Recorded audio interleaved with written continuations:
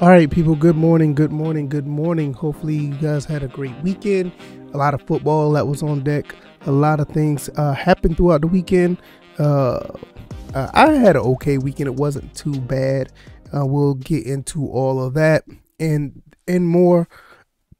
Welcome to the First and Frame Rate Show. I am a VF Baller. Over here, we talk about Georgia Southern football and Atlanta Falcons football. Definitely not much of Atlanta Falcons stuff to talk about, but there's a good bit of Georgia Southern stuff to talk about. We're going to talk about that because I got some pretty good news in the past couple days. Want to talk about that.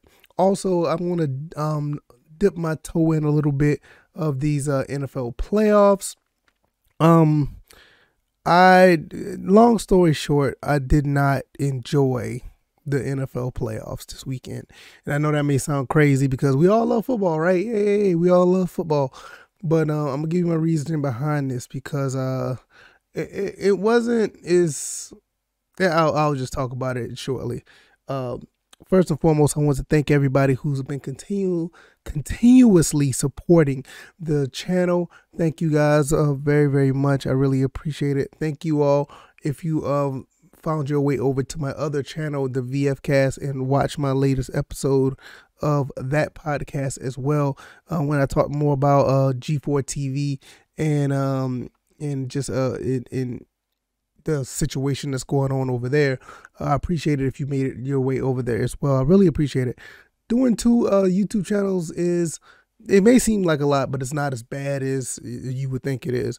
You just have to figure out when to upload content and make sure it's good content. You're just not throwing content out there. So I try to do my best to put out the most, the best content possible for both channels. So that's pretty cool.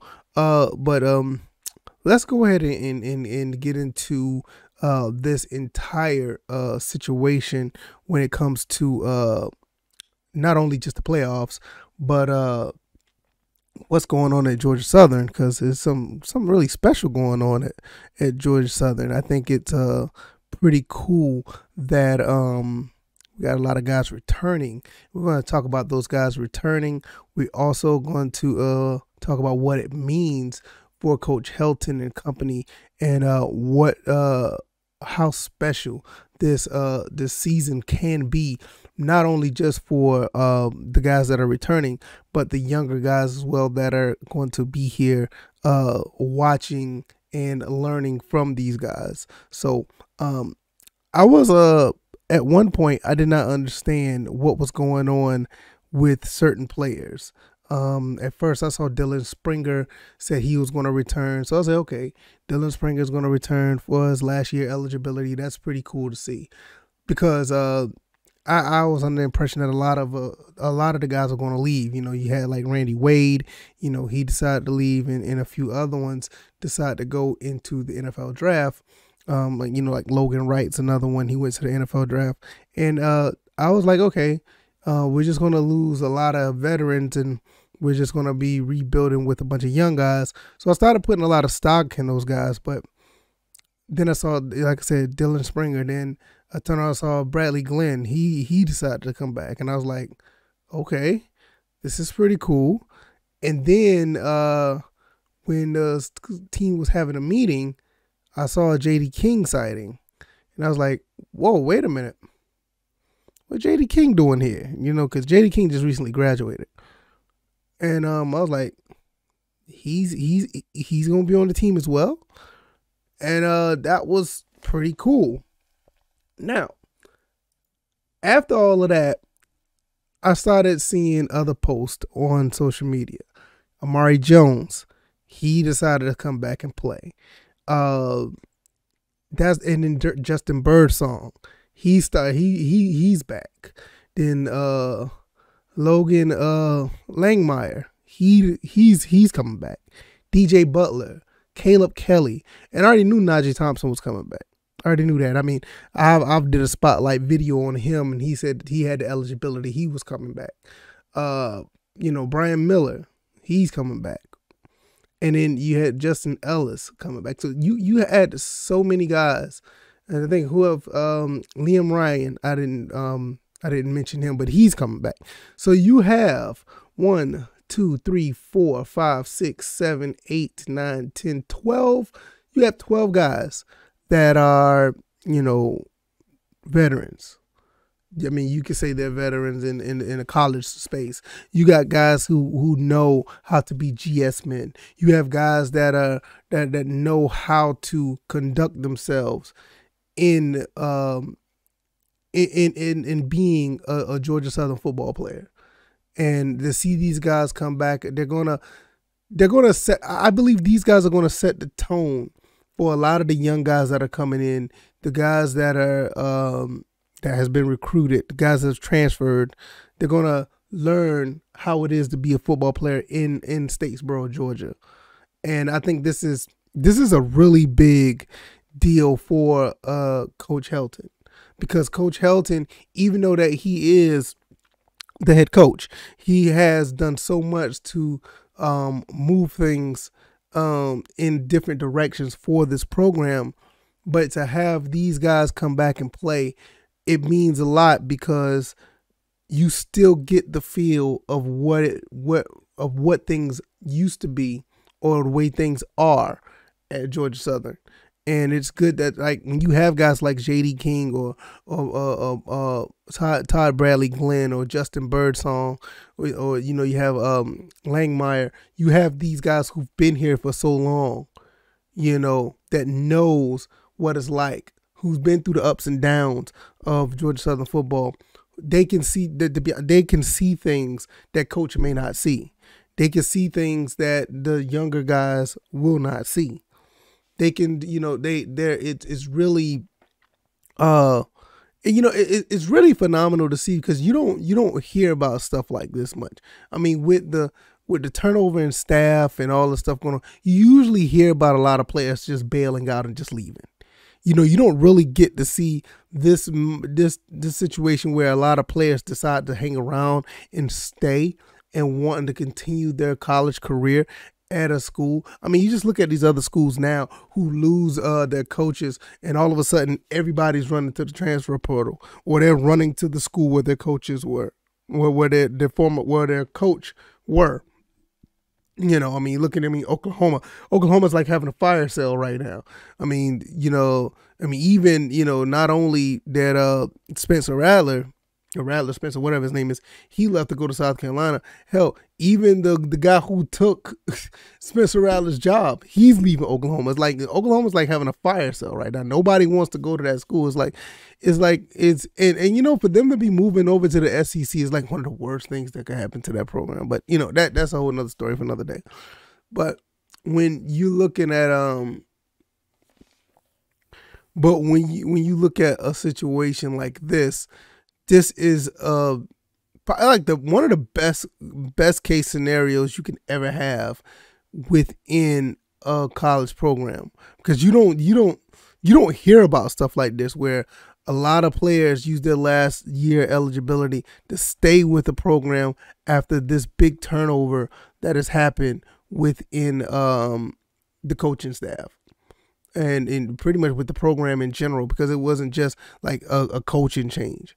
I mean, you had everybody up to like the athletic director, everything from Jared Benko pretty much gave the green light to remove everything out of the football program and put new people in. So it was a. It's pretty amazing to see all of that happen, and you turn right back around and you have all these guys coming back. This is really phenomenal. It gives a lot of excitement to the upcoming season, because I can't wait to see how an Amari Jones is used in this offense. What kind of defense is going to be ran when you have a Todd Bradley Glenn and a Dylan Springer, Najee Thompson if he's playing defense, Justin Birdsong, Justin Ellis. Like, when you have these type of guys playing on defense, like, man, what are we going to be looking at? So it's very exciting, because we already know that this entire makeup of Georgia Southern football is going to be totally different than what we are used to seeing. You know, I mean, even prior to the flex bone, like what we've seen from 2000, 2015, 2016 up till now is about to be a total change. We just recently got the quarterback from Buffalo. He's coming, and more likely he's going to be the starter. Then we got another transfer that's probably coming from Buffalo. It's about to be really, really interesting and very exciting to see what happens with this school, with this program within the next 6, 7, 8, 9 months, the next year or so. It's going to be really interesting to see, and you got all these guys coming in ready to go, because that's another thing about it. All these guys that are returning, they're pretty much going to be ready to go. I mean, Todd Barely, he had an injury to his bicep. I'm pretty sure he's going to be ready to go. J.D. King never really fully recovered off of his knee injury. He played a little bit last year, but we knew he wasn't 100% healthy. He should be ready to go now. Najee Thompson was out for the season, but he should be ready to go. I think Birdsong was out. I mean, we had so many injuries. We just never was able to pick up where we left off from the season before. Amari Jones, I mean, what can you say about him? Amari Jones could do a little bit of everything. I mean, hell, he played quarterback for us. He could play receiver. He could run the ball out the backfield. Hell, I wouldn't even be surprised if he returning kickoffs and punts. I mean, he's just a guy that needs to have the ball in his hand, and with this offense, I think that's going to be really, really, really, really interesting to see how he's used. And for the most part, everybody else is defensive players or offensive linemen, and we need as many of those guys as possible, because our offensive line has not been the best, but the more bodies, the better. So it's going to be really cool to see what happens with this team, and it's so awesome to see that that we have these guys coming back. And a lot of these guys are highly intelligent when it comes to football. I mean, Najee Thompson, I mean, the football IQ on that guy is so high, and it's something that nobody really talks about. I mean, maybe sometimes you need to really go look at his Twitter page and just watch and read some of the things that he says. He knows what he's talking about. He knows ball. And for him to be so versatile on the field, offense and defense, it's really, it's almost like another version of having Amari Jones out there, because he could do a little bit of everything. I mean, he literally does it all. I've seen him make plays on offense, defense, and special teams. So it's just going to be so awesome to see these guys come back and play. Birdsong was one of those guys that made a lot of plays throughout the RL Carrier New Orleans Bowl. He had an interception, and not only that, he's always been pretty good in coverage. So it's good to have that veteran presence back there once again in the secondary, when you have guys like a Derek Canteen, you have Ashton Whitners coming in, a Mark Stampley. You have a handful of other defensive backs that's going to be here, that's going to learn and continue to feed off one another. So it's good to see him coming back. And before and I will be remiss if I wouldn't talk about these two guys. I mean, it's just not right if I wouldn't talk about Todd Bradley Glenn and Dylan Springer. What can you say about these two guys? I mean, high IQ when it comes to the defense. Having those guys in the linebacker or edge rush position is highly valuable, especially when you have a new defensive coordinator coming in. He's going to find a way to make these guys successful. I mean, they already played very good football prior to that, and for them to have guys that they can continue to watch and mentor and actually feed off one another, like Eldrick Robertson. I mean, this guy, when you talk about next man up, once again, he did so well stepping up and playing football for Georgia Southern amidst all the injuries. So That's another plus to have when you have young guys that are ready to go, but you still have the older guys here that can actually continue to show them or continue to assist them. So that's always good. And one more thing before I go to the NFL playoff games, which I told you how I felt about those, but before I get into those, J.D. King had a pretty good journey. Yeah, it's a little up and down journey to get to Georgia Southern. I mean, if you remember that, I remember he was saying that he was initially going to come to Georgia Southern, end up going to Oklahoma State, played there for a little while, didn't work out for him too well, came back home and wanted to play for Georgia Southern, and they pretty much tried to hold him back for a little bit.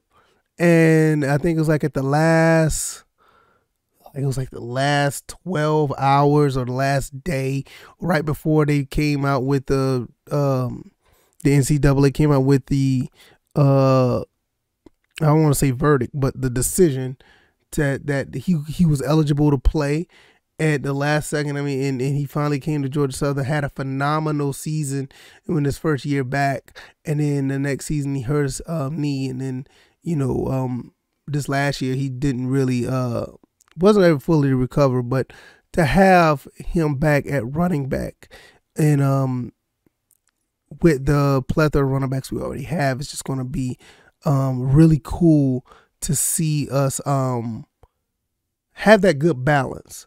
Because you got a guy like J.D. King who can run through tackles. You got guy, and he still has the speed to get away from people. Also, he can get the short yardage, and with him mixing with the what is his name, Gerald Green, or another good running back like a oh goodness, what's the boy name? I can't remember his name. Jalen White. And we already have the new guy that's coming in for that was a recent recruit. We have pretty good situation at running back right now. So with everything that has happened with the returning Georgia Southern guys coming back, and the new guys that have been here for a while, and you turn around and you have the new recruits coming in, we have a pretty good balanced team. So I cannot wait to see how this plays out. Congratulations to the Georgia Southern fans, because we're in for a treat for next year. I think we're going to be really we're going to be in a really good position to root for this team. I think something special is going to happen this year. Hopefully I'm right, but I think something special is going to happen. So that's pretty cool. Before I go to the next topic, which is the NFL playoffs, if you like this content, hit the like button if you're over here on the YouTube side of things. If you're on the podcast side of things, share this podcast, let people know what I'm doing over here. Also, give me a 5-star rating if you are on the podcast side of things. Share, like I said, always share. Let Eagle Nation know what we're doing over here. If you are an Atlanta Falcons fan, let Falcons Nation know what we're doing over here as well, because I do talk about Atlanta Falcons football as well. Fortunately, there's not much to talk about right now. If anything, Calvin Ridley may get traded. We'll see how that goes. But let's talk about these playoffs before I close this up. Before I close this podcast out. I know I'm probably in a minority, but I did not like I did not like any of the playoff games this past weekend. I know I'm probably in the minority, and it was it to me it was very, very tiring to watch. Some of the games were like very sloppy. Some of the games they just didn't seem like it was fun to watch. The Raiders and Bengals game was entertaining, and that started the beginning of this weekend in the playoffs, and I thought it was going to be pretty cool. And then the Patriots and Bills game happened. That was a blowout. I was like, okay, what am I doing here? And I'm like, why am I sitting here watching this? This is like a complete blowout. It was not fun to watch. The Patriots looked terrible, and I was like, okay, maybe that's just one game. Cool, that's just one game. Then the Eagles and Buccaneers game, and the Eagles look so bad, and they look so bad, and I'm like, this is not playoff football. This is not playoff football. This is terrible. I mean, the Buccaneers was just dominating the Eagles, and it was so bad. It was like, oh my God, what am I watching? And I didn't know what to think about it. So then I jump over to the 49ers and Cowboys game, which the score indicates that this game possibly was good, but it was so many penalties in this game that it was not, to me, it was just not fun to watch. It was not fun to watch at all. And every time you turn around, somebody was holding, hands to the face, roughing the passer. It was, illegal man downfield. It's like false starts was like, I mean, that was just like a part of the game at this point. It was so bad. And I'm like, oh man, it was just not good football. And then the final game of Sunday was the Steelers playing the Chiefs, and we kind of knew what this game was going to be like. I did not expect the Steelers to be competitive. I really didn't. I'm actually surprised that the Steelers put up 21 points, but the Chiefs dropped 40 points on them. It was just another sloppy game. Now, I will say this.